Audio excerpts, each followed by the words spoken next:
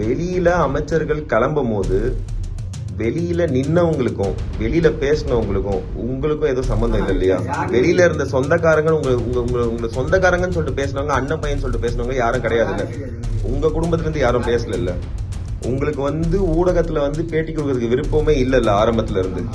நான் அவரோட அவங்கள அந்த விக்டிம் ஃபேமிலியோட one and only victim council நான். ஓகே,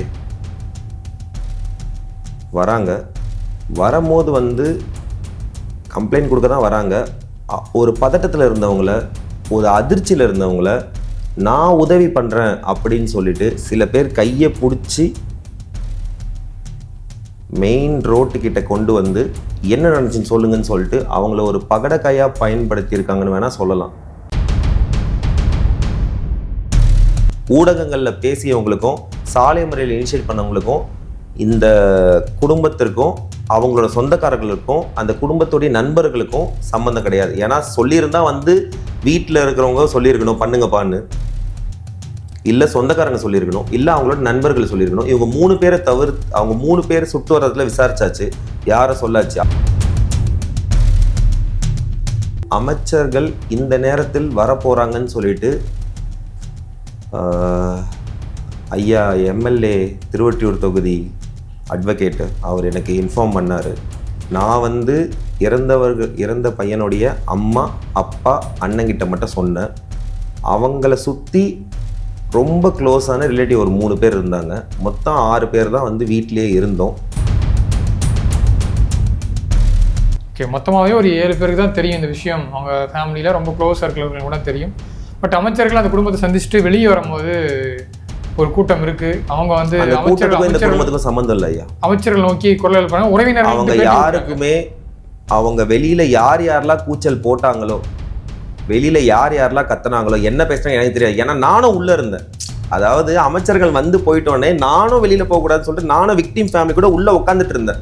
யாராவது கேட்டெல்லாம் தாண்டி குதிச்சு உள்ள வந்துருவாங்களோன்னு சொல்லிட்டு. அதனால நானும் உட்காந்துருந்தேன். வெளியில இருக்க கத்துறதெல்லாம் சவுண்டு கேட்டுச்சு.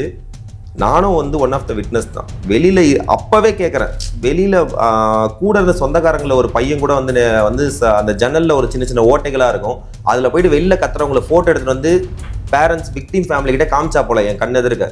இதெல்லாம் யாருன்னு நான் ஸ்ட்ரிக்டா கேட்டேன். வெளில இருக்க உங்க ஆட்களா, உங்க சொந்தக்காரங்களா, உங்க நண்பர்களான்னு சொல்லிட்டு கேட்டேன். கேட்கும் போது இல்ல இல்ல இல்ல இல்ல இல்ல அதுவும் அவங்க இல்லைன்னு சொல்ற ஆதாரம் என் போன்ல இப்ப இருக்கு.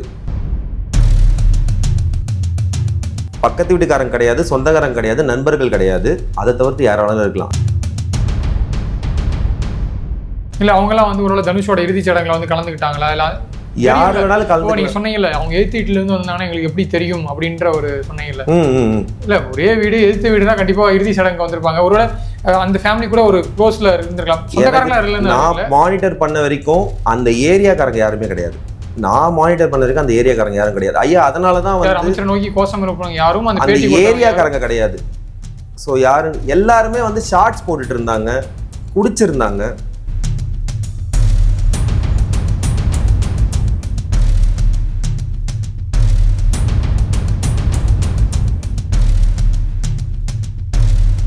வணக்கம் விஜய் சார். வணக்கம் ஐயா.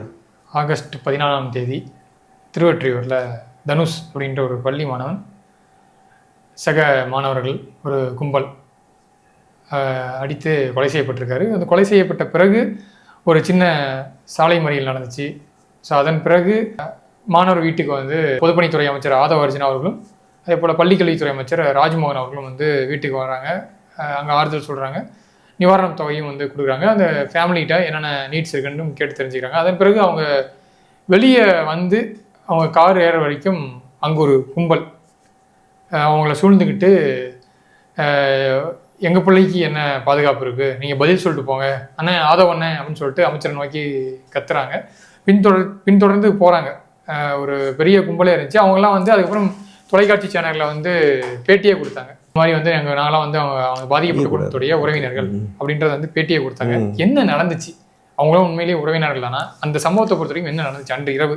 நான் கேட்கறது ஆகஸ்ட் அந்த மறியல் நடந்துச்சுல்ல, அதுலேருந்து சொல்லுங்க. கரெக்ட். அதுலேருந்து சொல்கிறதா கரெக்டாக இருக்கு. ஏன்னா இதுவரை முதல் தகவல் அறிக்கைன்ற ஸ்டேஜில் தான் இருக்குது. அதனால் நீங்கள் கேட்ட அதுலேருந்தே சொல்கிறதே கரெக்டாக இருக்கும். அதாவது புகார் கொடுக்க வராங்க. புகார் ஆகஸ்ட் கொடுக்க 14ஆம் தேதி 14ஆம் தேதி மகன் இறந்ததை வந்து கண் எதிர்க்க பார்த்துட்டு, இறந்த விஷயம் அவங்களுக்கு தெரியல, அவங்க வந்து பையனை காப்பாற்றணும்னு சொல்லிட்டு தான் வந்து தூக்கிட்டு போகிறாங்க ஹாஸ்பிட்டலுக்கு. ஸோ வந்து அது சம்மந்தமாக புகார் கொடுக்கறதுக்காக வராங்க. அவங்களும் அவங்கள சொந்தங்களும் அவங்களோட நண்பர்களும் எத்தனை பேர்னு எனக்கு தெரியாது வராங்க. நீங்கள் அவங்களுடைய வழக்கறிஞர்கள்.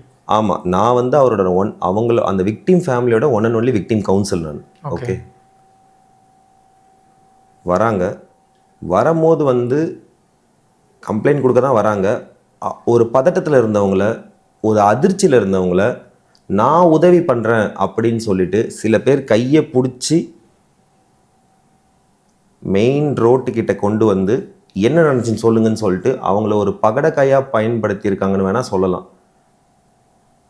அவங்களும் வந்து தன்னுடைய ஆதங்கத்தை அந்த நிமிஷம் வரைக்கும் இரவு 8 மணி வரைக்கும் அவங்க காதில் வந்து ஹியர்ஸே ஸ்டேட்மெண்ட்ஸாக அவங்களுக்கு என்னென்னலாம் வந்து கேட்டாங்களோ அதை மட்டும் வந்து இந்த மாதிரி இறந்துட்டான் அந்த மாதிரி ஆதங்கத்தை வெளி கொடுத்துருக்காங்க.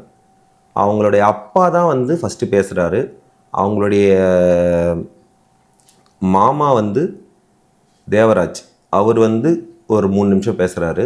இவங்க 2 பேரை தவிர்த்து அங்கே வந்து யார் யாரெல்லாம் மீடியாவில் பேசுனாங்களோ, யார் யாரெல்லாம் அந்த சாலை மறியலை இனிஷியேட் பண்ணாங்களோ, எந்த கட்சி சார்ந்தவங்கன்னு எனக்கு தெரியாது. ஏன்னா நான் எந்த கட்சி சார்ந்தவனும் கிடையாது இன்னைக்கு தேதி வரைக்கும். ஸோ அதனால் வந்து எந்த கட்சி, எந்த வழக்குகள், என்ன சின்ன சின்ன வழக்கு யாருமே தெரியாது. அதாவது அந்த சாலை மறியலை இனிஷியேட் பண்ணவங்களுக்கும் அங்கே வந்து பேசினவங்களுக்கும், அதாவது அவங்க தந்தை இறந்து போன தனுஷுடைய தந்தை ஆதங்கத்தில் அவருக்கு என்னெல்லாம் அந்த நிமிஷம் வரைக்கும் கேட்டுச்சோ அதை மட்டும் சொல்லியிருக்காரு. ப்ளஸ் அது வரைக்கும் என்ன விஷயங்கள் அவருக்கு தெரியுமோ அதை மட்டும் பேசியிருக்காரு. ப்ளஸ் வந்து அவருடைய மாமா தேவராஜ் வந்து ஒரு 3 நிமிஷம் வந்து தனியாக யாரோ சன் நியூஸ் கிட்ட கொடுத்தாரு. சன் நியூஸ்லேயும் அவர் என்ன பேசினாருன்னு சொல்லிட்டு தனியாக என்கிட்டயும் வந்து ஆவணம் இருக்குது. ஸோ அவரும் ஏதோ தப்பாலாம் பேசல. அது வரைக்கும் அவருக்கு என்ன விஷயங்கள்லாம் காதில் வந்துச்சோ அது மட்டும் தான் பேசி, அவங்க 2 பேரை தவிர்த்து ஊடகங்களில் பேசியவங்களுக்கும் சாலை முறையில் இனிஷியேட் பண்ணவங்களுக்கும் இந்த குடும்பத்திற்கும் அவங்களோட சொந்தக்காரர்களுக்கும் அந்த குடும்பத்துடைய நண்பர்களுக்கும் சம்மந்தம் கிடையாது. ஏன்னா சொல்லியிருந்தா வந்து வீட்டில் இருக்கிறவங்க சொல்லியிருக்கணும் பண்ணுங்கப்பான்னு, இல்லை சொந்தக்காரங்க சொல்லியிருக்கணும், இல்லை அவங்களோட நண்பர்கள் சொல்லியிருக்கணும். இவங்க 3 பேரை தவிர்த்து அவங்க 3 பேர் சுற்று வரதுல விசாரிச்சாச்சு, யாரை சொல்லாச்சு, அதுக்கு என்கிட்ட வந்து கிளியரா வந்து ஆகஸ்ட் 16ஆம் தேதி, அதாவது ஆகஸ்ட் 14ஆம் தேதி வந்து அதுதான் இறக்குறாரு. ஆகஸ்ட் 16ஆம் தேதி இரவு அமைச்சர்கள் தனுஷ் வீட்டுக்கு வராங்க. ஆமா. ஸோ அப்படி வரும்போது அமைச்சர்கள் வரக்கூடிய விஷயம் குடும்பத்து ஃபேமிலி மெம்பர்ஸ் மட்டும் தான் தெரியுமா, இல்லை இன்னும் அவங்க மினிஸ்டர்ஸ் வரதுக்கு முன்னாடியே அந்த கும்பல் இருந்துச்சா வீட்டில்?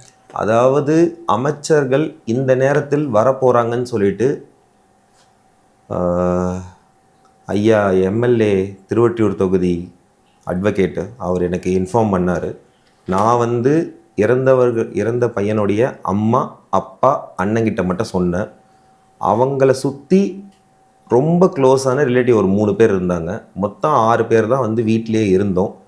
அமைச்சர் ஆதவர்ஜுன ஐயா வரும்போதும் சரி, அமைச்சர் ராஜ்மோகன் ஐயா இருக்கும்போதும் யார் யாரெல்லாம் வந்தாங்கன்னு சொல்லிடுறேன். அமைச்சர் ராஜ்மோகன் ஐயா, அமைச்சர் ஆதவர்ஜுன ஐயா, collector, district collector, tahsildar, RDO, deputy commissioner, லைலாமணி ஐயா எல்லாருமே வந்திருந்தாங்க.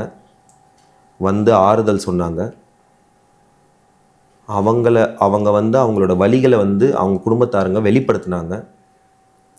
ஏதாச்சும் கோரிக்கைகள் இருக்கான்னு கேட்டாங்க.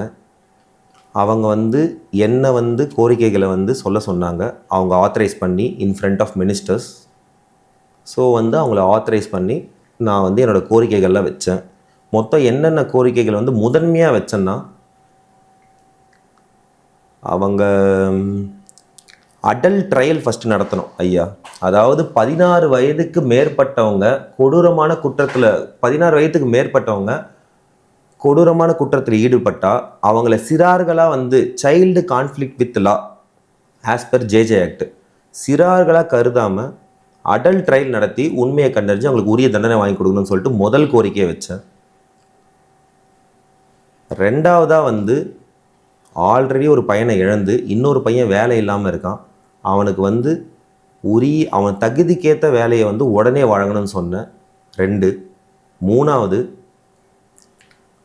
ஆஸ் பர் எஸ்சிஎஸ்டி ஆக்ட் முதல்ல 6 lakhs, சார்ஜ் ஷீட் போடும்போது 6 lakhs, அதுக்கப்புறம் ஒரு 25 lakhs, அது வந்து ஆஸ் பர் ஆக்ட் படி வந்துடும்.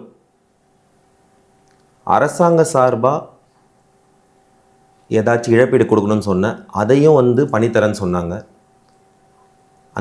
அந்த பையன் வந்து சுதந்திரத்துக்கு முன்னால் வந்து இறந்ததால் சுதந்திர தினம் ஒரு வருஷமும் வரும்போது அவங்களுக்கு வந்து இது ரொம்ப கஷ்டமாக இருக்கும். அதனால வந்து நினைவாக வந்து ஒரு நினைவிடம் கட்டி கொடுக்கணும் கல்லறையிலன்னு சொன்னேன். அதையும் வந்து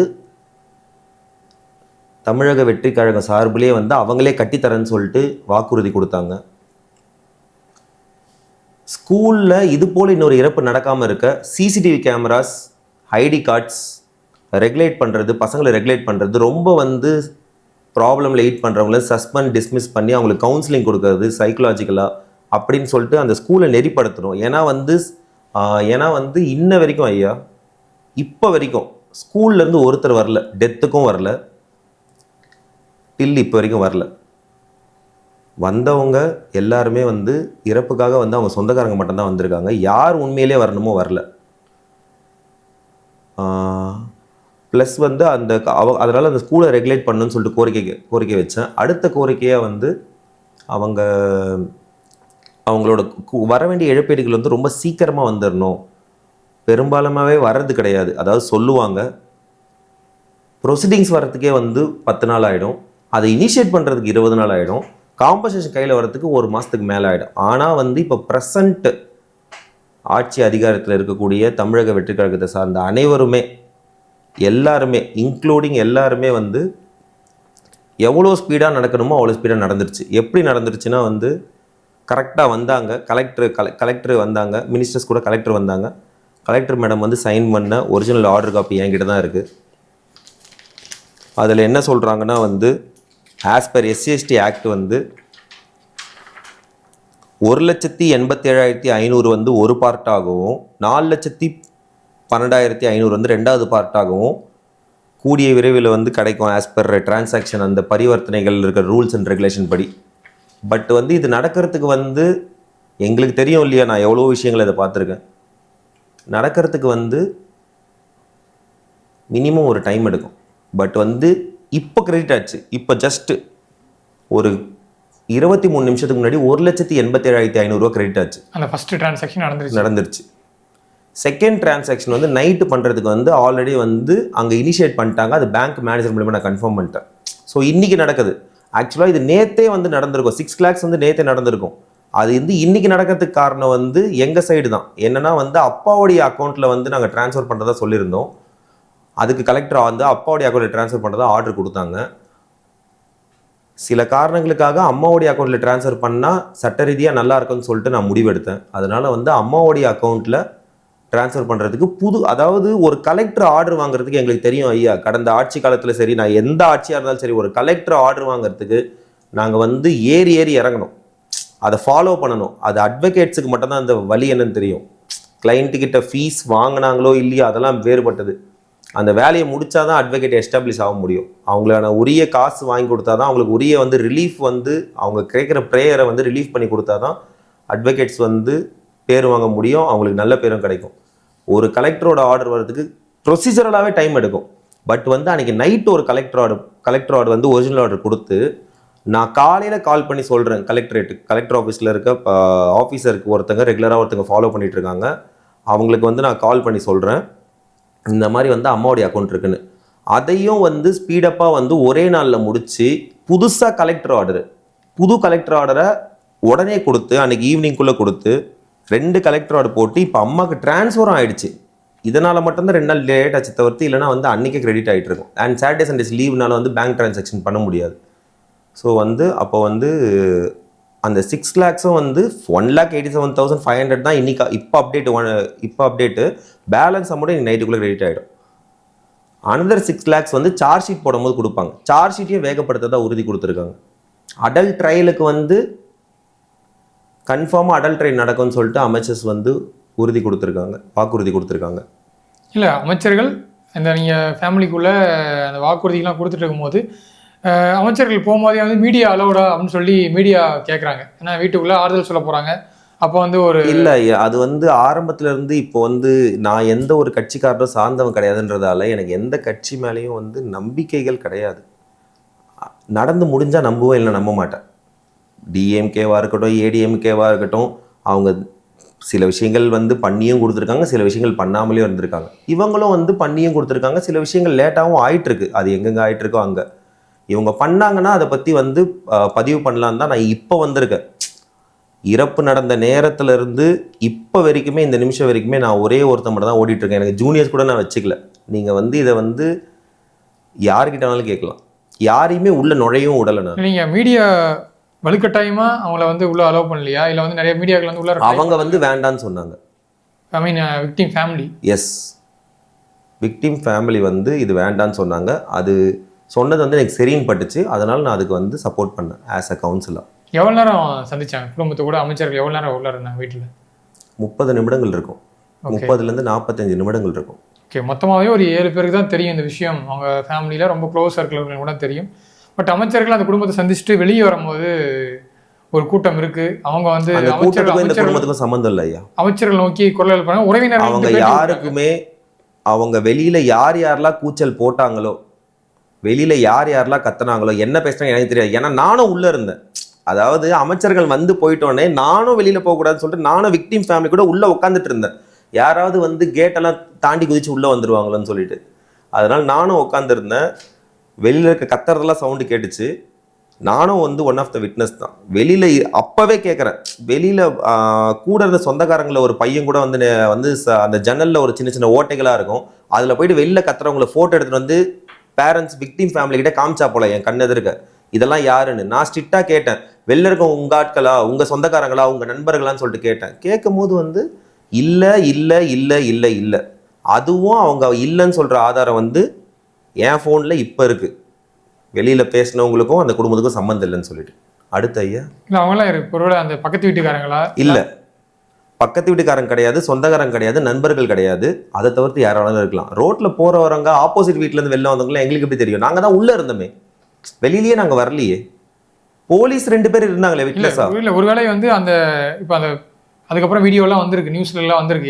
பேட்டி கொடுத்தவங்க, அமைச்சர் நோக்கி கத்துறவங்க, ஆக்ரோஷமா வந்து. அப்ப நான் இன்னொன்னு சொல்றேன். அந்த புகார் கொடுத்த நாள்ல இருந்து இன்ன வரைக்குமே வந்து அந்த எக்ஸப்ட் அந்த பையனும், இறந்து போன பையனுடைய அப்பாவும், இறந்து போன பையனுடைய மாமாவும், ஆமா, இவங்க 2 பேரை தவிர்த்து அவங்க பேசின அந்த சின்ன ஒரு 3 நிமிஷம் பேசினதை தவிர்த்து இப்ப வரைக்கும் பேசினவங்க யாருக்குமே இவங்களுக்கு சம்மந்தம் இல்லை. இல்ல அவங்கலாம் வந்து ஒரு தனுஷோட இறுதிச் சடங்குல வந்து கலந்துக்கிட்டாங்களா? இல்ல யார் வேணாலும் கலந்து. நீங்க சொன்னீங்கல்ல அவங்க எதிர்த்து வீட்டுல இருந்து வந்தாங்கன்னா எங்களுக்கு எப்படி தெரியும் அப்படின்ற ஒரு சொன்னீங்கல்ல. இல்ல ஒரே வீடு, எதிர்த்து வீடு தான் கண்டிப்பா இறுதி சடங்கு வந்திருப்பாங்க. ஒருவேளை அந்த ஃபேமிலி கூட ஒரு க்ளோஸ்ல இருந்திருக்கலாம். நான் மானிட்டர் பண்ண வரைக்கும் அந்த ஏரியாக்காரங்க யாருமே கிடையாது. நான் மானிட்டர் பண்ண வரைக்கும் அந்த ஏரியாக்காரங்க யாரும் கிடையாது ஐயா. அதனாலதான் வந்து அமைச்சர் நோக்கி கோஷம் இருப்பாங்க யாரும் அந்த ஏரியாக்காரங்க கிடையாது. ஸோ யாரு, எல்லாருமே வந்து ஷார்ட்ஸ் போட்டுட்டு இருந்தாங்க, குடிச்சிருந்தாங்க. தகவல் வந்து யார் மூலியமா வந்துச்சு தெரியல. எனக்கு வந்து ஒரு காது விட்டு மாதிரி இன்னொரு காது விட்டு மாதிரி எனக்கு வந்துச்சு. ஆனா ஷார்ட்ஸ் போட்டுருந்தாங்க உண்மை. செய்திகள்ல வந்து திரண்டு அமைச்சர்களை வந்து கேரோ பண்ணாங்க. அமைச்சர்கள் வந்து எங்க பிள்ளைங்களுக்கு என்ன பாதுகாப்பு, இன்னைக்கு தனுஷுக்கு நடந்தது நாளைக்கு எங்க பிள்ளைக்கு நடந்தா என்ன, இந்த மாதிரி கேள்விகள்லாம் அமைச்சர்கள் நோக்கி எழுப்புனாங்கன்றலாம் நம்ம பார்க்க முடிஞ்சது. ஐயா நம்ம என்னதான் ஐயா பண்ண முடியும்? கண்கொத்தி பாமா வந்து யாராலையும் பண்ண முடியாது ஐயா. எந்த ஆட்சியில் தப்பு நடக்கல. தப்பு நடந்து எந்த இப்போ ஜெய்கோபால் கரடியா ஸ்கூல்ல தப்பு நடந்திருக்கு. அங்க வந்து எதனால் தப்பு நடந்துச்சு? எல்லார் மேலேயும், ஸ்கூல் மேலேயும் தப்பு இருக்கு. ஆசிரியர்கள் 2 பேர் வந்து முன்னாடி வந்து முன்னாள் நாள் பிரச்சனை ஆகும் போது யாருக்கும் ஐயா இவர் வந்து ஒரு அன்பார்ச்சுனேட் டெத் இவருக்கு. ஓகேவா?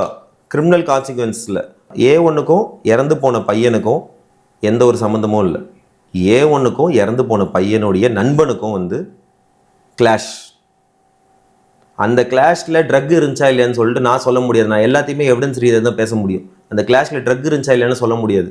நான் அதுக்கு தான் வந்து கெமிக்கல் அனாலிசிஸ் எடுக்க சொல்லியிருக்கேன். அது இன்னும் அந்த ரிப்போர்ட் கண்டிப்பாக லேட் ஆகும். சரியா? அந்த கிளாஷில் அந்த இறந்து போன பையனுடைய நண்பரை வந்து கொலை செய்யணுன்ற நோக்கத்தில் திட்டமிட்டு அந்த இடத்துக்கு அப்பியர் ஆயிருக்காங்க. 30க்கும் மேற்பட்டவங்க. அந்த 30க்கும் மேற்பட்டவங்க வந்து தாக்குறாங்க. தலையிலேயே அதிகமான ரொம்ப அதிகமான ப்ரெஷர். அதுல வந்து இந்த A2 இருக்கா போல, அபோவ் 19, அவர் பேர் நான் தாராளமா சொல்லலாம். தினேஷ் என்கிற தியாகராஜன். ஆல்ரெடி 2 NDPS கேஸ் இருக்கு அவர் மேல. அவர் மட்டும் புழல்ல வச்சிருக்காங்க. மற்றவங்க எல்லாம் அண்டர் 18. அண்டர் 18 இருந்தால் பரவாயில்ல, 16 ஏஜுக்கு மேலே இருந்தால் வந்து ஜீனஸ் கிரைம் பண்ணால் வந்து அடல்ட் ட்ரையல் தான் நடத்தணும். அந்த பையன் வந்து ஓரளவுக்கு வந்து ஃபிட்டான உடம்பு. அந்த பையனை பற்றி மட்டும் தான் என்னால் பேச முடியும் ஆஸ் பர் ஜேஜே ஆக்ட், ஏன்னா அபோவ் 18. ஸோ வந்து அந்த பையன் எல்லாருமே வந்து சேர்ந்து அந்த பையனை வந்து கொடூரமாக தாக்குனதில் தலையில் அதிகமான ப்ரெஷரால் தான் இறந்துருக்கு ஆஸ் பர் PM. ஸோ வந்து அந்த ஸ்கூலை வந்து ரெகுலேட் பண்ணணும். இப்போ பாதிக்கப்பட்ட குடும்பத்தை சந்திச்சுட்டு வந்துட்டாங்க அமைச்சர்கள். அதன் பிறகு நீங்களும் சொன்னீங்க அந்த நிவாரண தொகையெல்லாம் வந்து உடனடியாக வந்து வேகம் எடுத்து அக்கௌண்ட்ல கிரெடிட் ஆகுது. ஆமாம், 6 லட்சம் உறுதி. சொல்லுங்க ஐயா. அக்கௌண்ட்ல வேகமாக கிரெடிட் ஆகுதுன்னு வந்து நீங்கள் சொன்னீங்க. இப்போ என்னன்னா இந்த அரசினுடைய செயல்பாடுகள் இல்லை விசாரணையும் அந்த குடும்பத்துக்கு எந்த அளவுக்கு வந்து திருப்தியை தருது? ஏன்னா நம்ம சட்டசபை வரைக்கும் இந்த பிரச்சனையை வந்து வந்துருச்சு. அங்கேயும் சட்டசபையில பேசுனது உண்மை ஐயா. இல்ல அத விவாதம் பண்ணாங்க.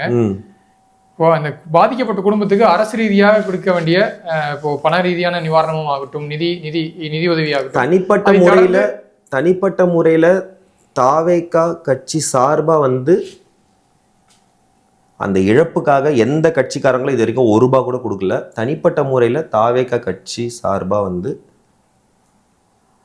அண்ணன் செந்தில்குமார் அவர்கள் MLA திருவொற்றியூர் தொகுதி வழக்கறிஞர் வந்து கொடுத்தார். காலையில திங்கட்கிழமை காலையில 7:45 வந்து கொடுத்தாரு. நீங்க சொன்னீங்க விரைவாக சார்ஜ் ஷீட் வந்து ஃபைல் செய்ய உறுதி கொடுத்துருக்காங்க. அதுக்கான ப்ரொசீடிங்ஸ் எப்படி போயிட்டு இருக்கு? அதாவது 30 பேர் வந்து சேர்ந்து அடிச்சிருக்காங்க. 15 பேர் இதுக்கு ரிமாண்ட். 12 ஃபர்ஸ்ட் வந்து 13 பேரை வந்து அனலைஸ் ஃபில்டர் பண்றாங்க. உண்மையிலேயே அந்த பையனை அடிச்சவங்க யாரு, மோட்டிவ், எவன் ஆட்களை கூட்டு வந்தான், எவன் வந்து சுத்திருங்களை கூட்டு வந்தான், எவன் வந்து ப்ரீ பிளான் பண்ணா, வாட்ஸ்அப்லேயே வந்து எப்படி வந்து ஷேர் பண்ணிக்கிட்டு கரெக்டாக எல்லாரும் வந்தாங்க, எல்லாத்தையுமே வந்து காவல்துறையினர் மிக சிறப்பாக வந்து இன்வெஸ்டிகேட் பண்ணி, இந்த ஆட்சியில் காவல்துறையினர்கள் மிக சிறப்பாக இன்வெஸ்டிகேட் பண்ணி ஃபில்டர் பண்ணி 13 பேரை வந்து ஃபில்டர் பண்ணுறாங்க ஃபர்ஸ்ட். அதில் ஒருத்தன் அப்ஸ்காண்டு. மிச்சம் 12 பேரில் வந்து ஒருத்தன் வந்து அபோவ் 18, அவன் புழலில் இருக்கான். மிச்சம் இருக்க சிறார்கள் வந்து 10 பேர் வந்து செங்கல்பட்டுலேயும், அங்கே இப்போ இட பற்றாக்குறையாக இருக்கிறதால திருச்சிக்கு கொஞ்சம் ட்ரான்ஸ்ஃபர் பண்ணுறாங்க. ஒருத்தர் வந்து பிலோ 15ன்றதால கெல்லிஸ்லேயும் இருக்காரு. அவ்வளோதான் ஐயா. இல்லை அரசினுடைய நடவடிக்கையிலும் சரி, இப்போ காவல்துறை நடவடிக்கையிலும் சரி, எல்லாமே வந்து என்னுடைய வழக்கறிஞர் வாழ்க்கையில் நான் இது வரைக்கும் ஜூனியராக இருந்து, மூத்த வழக்கறிஞர் கைடன்ஸோட ஜூனியராக இருந்து, மூத்த வழக்கறிஞர் R Sankara Subbu, T Mario Johnson அவங்களோட கைடன்ஸ்லேருந்து வளர்ந்து நான் அப்படியே இது வரைக்கும் பார்த்த வாழ்க்கையில் நான் எத்தனையோ வழக்குகள் வந்து சென்சிட்டிவான வழக்குகள் பார்த்துருக்கேன். அந்த வழக்குகளில் வந்து வேகமாக நடக்கிற மாதிரி எனக்கு தெரியுது. வேகமாக நடந்து முடிஞ்சிருச்சு, எவிடன்ஸோட என்கிட்ட இருக்குது. வேகமாக எல்லாமே நடந்து முடிஞ்சு. ஃபஸ்ட்டு 6 lakhs வரணும், அது வெள்ளிக்கிழமை தான் வரேன்னு நினச்சேன். பட் இன்னைக்கு கிரெடிட் ஆகிடுச்சு. அதாவது 1,87,500 ஃபர்ஸ்ட் பார்ட் கிரெடிட் ஆகிடுச்சு. செகண்ட் பார்ட் நைட்டுக்குள்ளே வந்து கிரெடிட் ஆகிடும். அதை இனிஷியேட் பண்ணிட்டாங்க. அதுவும் என்கிட்ட ப்ரூஃப் இருக்குது. another 6 lakh சார்ஜ் ஷீட் போட தான் கிடைக்கும். சார்ஜ் ஷீட் வந்து உடனே போட முடியாது. 30 பேர் அரெஸ்ட் பண்ணுறதுக்கு வந்து முயற்சிகள் நடந்துட்டு இருக்கு. 30க்கும் மேற்பட்டவங்களை அரெஸ்ட் பண்ணுறதுக்கு வந்து இன்வெஸ்டிகேஷன் போயிட்டு இருக்கு. இன்வெஸ்டிகேஷன் முடியும் போது வந்து நாங்களே சார்ஜ் ஷீட் போடுங்கன்னு சொல்லிட்டு காவல்துறையை டிஸ்டர்ப் பண்ண, அந்த மறியல் நடந்ததால காவல்துறையினருக்கு 3 மணி நேரம் டிஸ்டர்ப், இல்லைன்னா இந்நேரம் 20 பேருக்கு மேலே அரெஸ்ட் பண்ணியிருப்பாங்க. அந்த மறியல் நடந்ததால காவல்துறையினருக்கு 3லேருந்து 4 மணி நேரம் வந்து டிஸ்டர்ப். அவங்கள கண்ட்ரோல் பண்ணணும்ல க்ரௌடை. அதனால வந்து முறையாக வந்து 12 பேர் அரெஸ்ட் பண்ணாங்க. +1 அப்ஸ்காண்டிங்கில் இருந்த ஒருவரையும் சேர்த்து மீதம் 2 பேரையும் வந்து அரெஸ்ட் பண்ணி வச்சுட்டு இருக்காங்க. இன்னைக்கு ரிமாண்டு. இந்த கைது நடவடிக்கையிலும் சரி, அதே போல் நிதி உதவியிலையும் சரி, எந்த அளவுக்கு இப்போ தனுஷோட குடும்பம், பெற்றோர்கள் எந்த அளவுக்கு திருப்தி அடைஞ்சிருக்காங்க? எந்த அளவுக்கு திருப்தி அடைஞ்சிருக்காங்கன்னா, அவங்களுடைய மூத்த மகன் ஜெகதீஷ்க்கு அரசாங்க வேலை கிடைக்கிறதுக்கான அக்னாலஜ்மெண்ட் வந்து எனக்கு நாளைக்கு வரும். வரல இது வரைக்கும். வந்த உடனே வந்து மினிமம் 1 மாதங்கள்லேருந்து 2 மாதங்கள் ஆகும். அதனால் அக்னாலஜ்மெண்ட் வந்துட்ட பிறகு அவ்வளோ நாட்கள் கூட ஆகாமல் அதையும் சீக்கிரமாக பண்ணி தரதா வந்து ப்ரெசண்ட் கவர்மெண்ட் வந்து எங்களுக்கு வந்து அஷூரன்ஸ் கொடுத்துருக்காங்க. ஸோ வந்து அந்த அக்னாலஜ்மெண்ட் வரும்னு எனக்கு நம்பிக்கை இருக்குது. அதுவும் நான் பேசிட்டேன். அதுக்கான சீல் அண்ட் சிக்னேச்சர்ஸும் வந்து கலெக்டரேட் ஆஃபீஸ்லேருந்து நான் வாங்கி வச்சுருக்கேன். அதோட எவிடன்ஸும் இங்கே இருக்குது. கண்டிப்பாக பொறுத்திருந்து பார்க்கலாம். இந்த வழக்கை பொறுத்த வரைக்கும் அரசாங்கம் ஒரு விரைவான நடவடிக்கையும் எடுக்கிறாங்க. அதே போல் இழப்பீடையும் வந்து பெற்றுத்தராங்கன்னு சொல்லியிருக்கீங்க. வரும் காலங்களில் பார்ப்போம். சார்ஜ் ஷீட் இருக்குது, நம்ம அந்த பாதிக்கப்பட்ட குடும்பத்துக்கு என்ன மாதிரியான நிவாரணங்கள் கிடைக்க போகுதுன்றதையும் பார்க்கலாம். நேரம் ஒதுக்கி இந்த வழக்கு குறித்து நிறைய தகவல் பார்த்துட்டீங்க. நேரத்திற்கு நன்றி. நன்றி ஐயா.